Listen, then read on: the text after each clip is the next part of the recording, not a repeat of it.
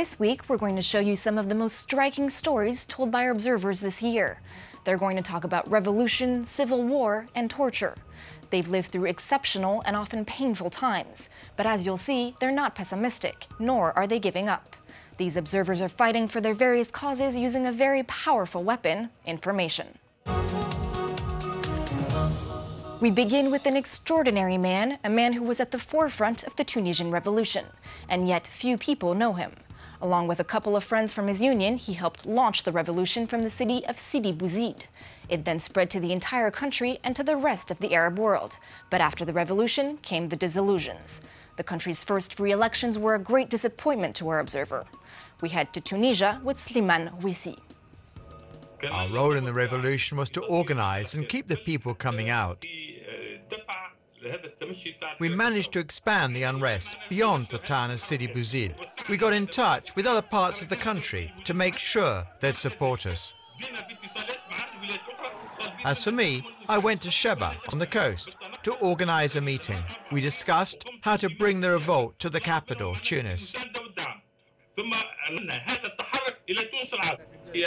When the police turned out en masse in Sidi Bouzid, we started holding rallies at night. We had to make do with what we had, setting fire to tires, throwing Molotov cocktails. We used barbed wire to stop the police on motorbikes.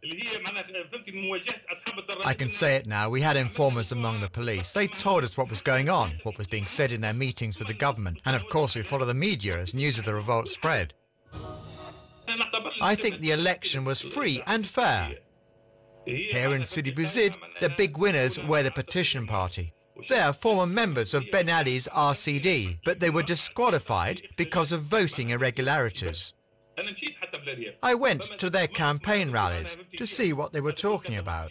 They played up regional loyalty. People ended up voting for them because they're headed up by someone from Sidi Bouzid. And they pandered to voters too, offering, for example, a payment of 100 dinar to all the unemployed. But most of all, they had the RCD party machine behind them. The local bigwigs, former RCD committee members, did all they could to make sure the Petition Party won. For people like me, who helped lead the revolution in Sidi Bouzid, it's very difficult to see the same people come back, to see former RCD members win in the cradle of the Tunisian revolution. And when there was looting and violence after they were disqualified, that was the RCD too. Speaking as one of the revolutionaries, let me say it clearly. We'll never have a peaceful society until the people who committed injustices are brought to justice. One might imagine that in prison, women are treated better than men, but that's not necessarily the case. An amateur video filmed inside a cell shows a prison director beating up female inmates. We head to Russia with human rights activist Lev Ponomaryov. Up until now, we haven't focused on complaints from women's prisons. We've had plenty to deal with coming from prisons for men. The living conditions are extremely bad. Abuse and even torture happen all the time. Life in Russian prisons today is as bad as it was in the days of the prison camps. I think there are two reasons. First, overpopulation. There are 800,000 people currently in prison in Russia. That's the second highest prison population in the world, after the United States. Secondly, in Russia, prisoners are treated like animals. It's been like that since the revolution in 1917, then during the Soviet years. It began to change during the 1990s, but things got bad again under Putin.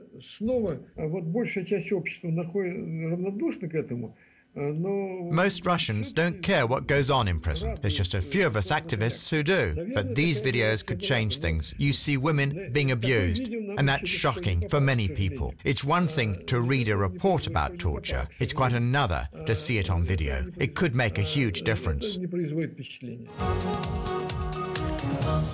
Syria's civil war has already claimed more than 15,000 lives. Many of these people have been killed in bombings, but in cities occupied by the army, what scares civilians the most are the snipers hiding up on rooftops. Our observer in Zabadani is going to tell us about the snipers' tactics and how the city's residents try to shield themselves from the bullets. Several neighborhoods in Zabadani have tall buildings overlooking them.